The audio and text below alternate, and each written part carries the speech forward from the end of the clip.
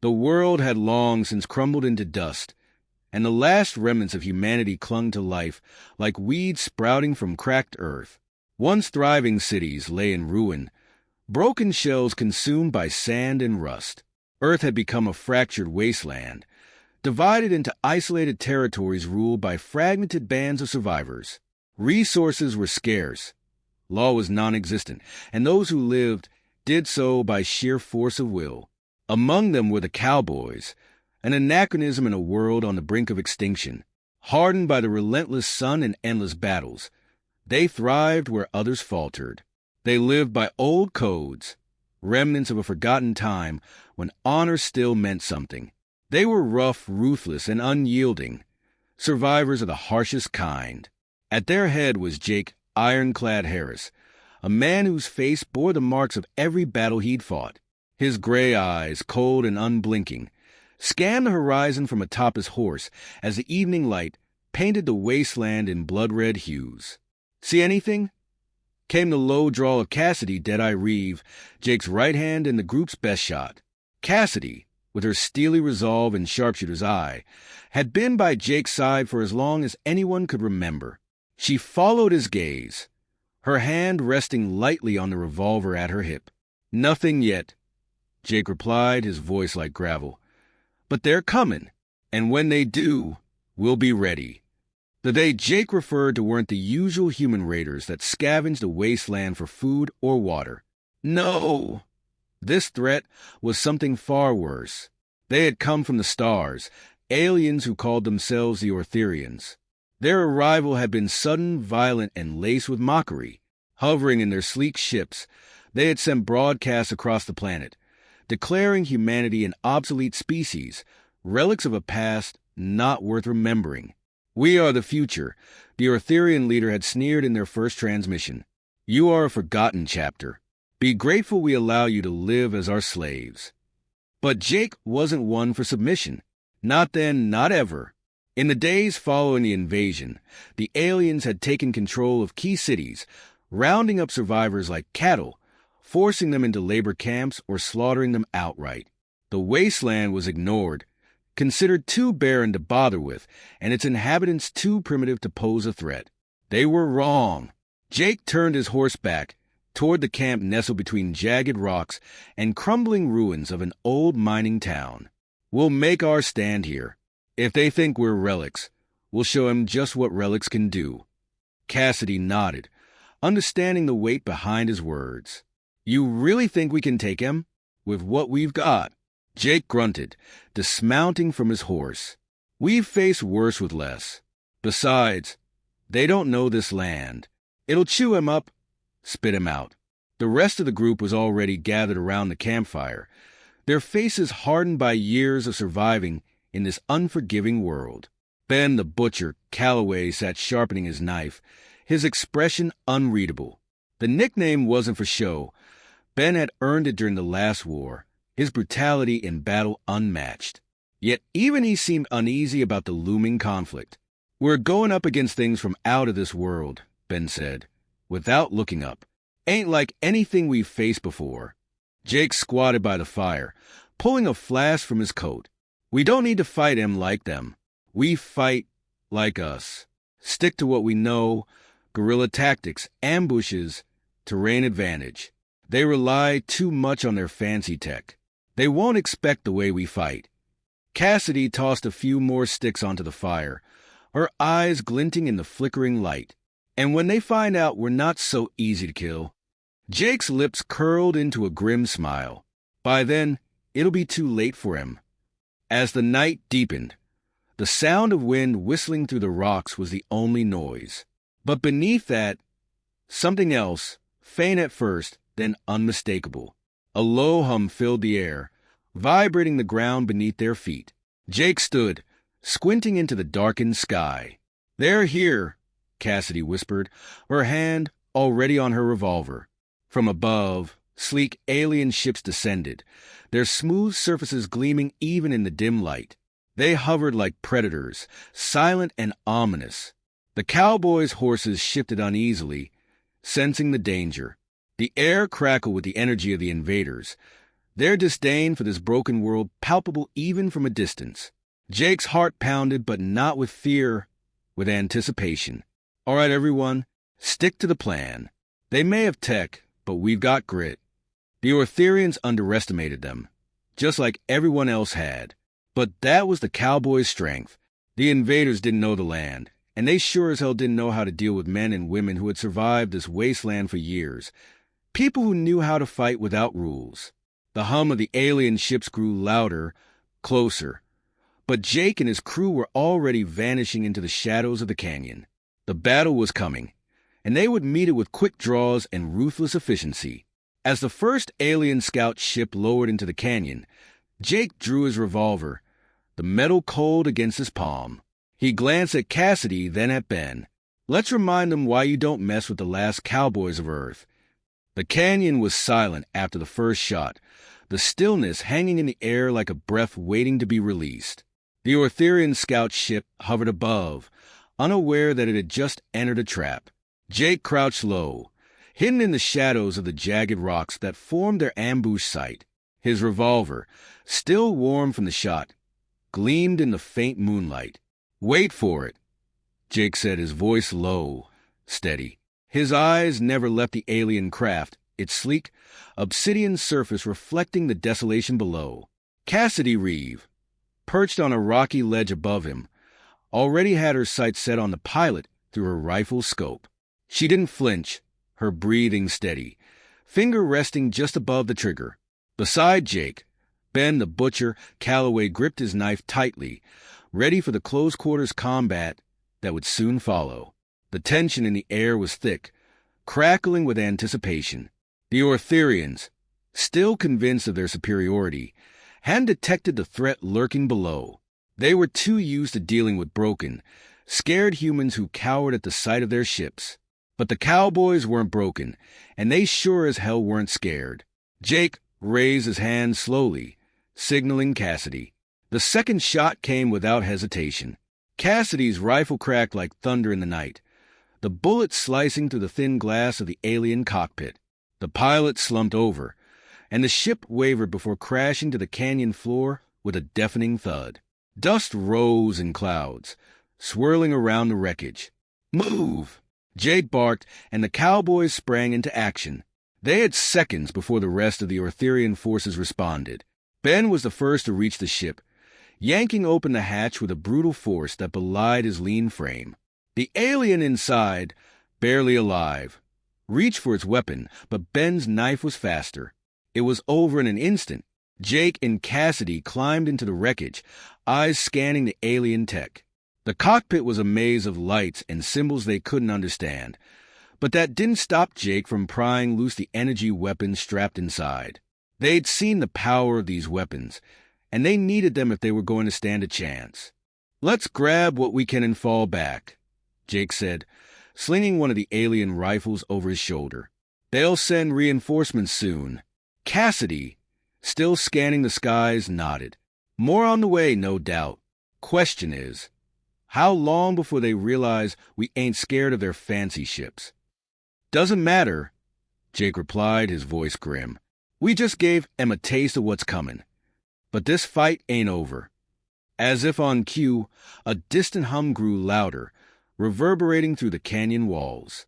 More ships, sleek and silent, approached. Jake cursed under his breath. "Time to go," he ordered. "Fall back to the camp. We've done enough for one night." The Cowboys retreated swiftly, disappearing into the maze of canyons that had been their home for years. They moved like ghosts, leaving no trace of their ambush except the smoking wreckage of the alien scout ship. By the time the Ortherian reinforcements arrived, the Cowboys were already long gone. Back at the camp, the mood was tense. The ambush had been a victory, but it hadn't come without a cost.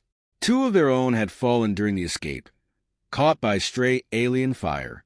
The loss weighed heavily on the group, their faces grim as they gathered around the fire. Jake sat apart from the others, staring down at the alien rifle in his hands. The technology was foreign, sleek, and powerful, unlike anything he'd ever held. But it felt wrong, too. It wasn't a revolver, wasn't made for the kind of man he was. Cassidy sat beside him, eyes still sharp despite the fatigue settling over her. "You look like you're trying to make peace with it," she said, nodding to the alien rifle in Jake's lap. "Peace," Jake scoffed. "I don't like it. Feels wrong." "We're fighting something we've never seen before," Cassidy replied, her voice softer now. "If we don't change, we die. Doesn't matter how much grit we've got. If we can't use this tech, we're outgunned." Jake knew she was right. The Cowboys' revolvers and knives, while effective in the ambush, wouldn't last long against the Ortherian war machines. But adapting to alien weapons felt like losing something fundamental. It felt like surrendering a piece of who they were. "We ain't them, Cass," Jake said, shaking his head. "We're cowboys. Always have been." Cassidy's gaze never wavered. "We're survivors, Jake. We've always been that, too." For a moment, Jake didn't respond. He simply stared into the flames, the weight of the past and the uncertain future bearing down on him. Then, with a resigned sigh, he tightened his grip on the alien rifle. "All right," he said finally. "We use what we've got, but we fight like us." Cassidy gave a single, firm nod, satisfied. "We'll need every edge we can get.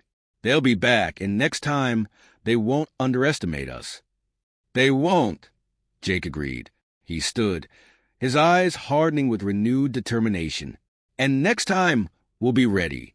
As the night deepened and the fire burned low, the hum of alien ships once again filled the air.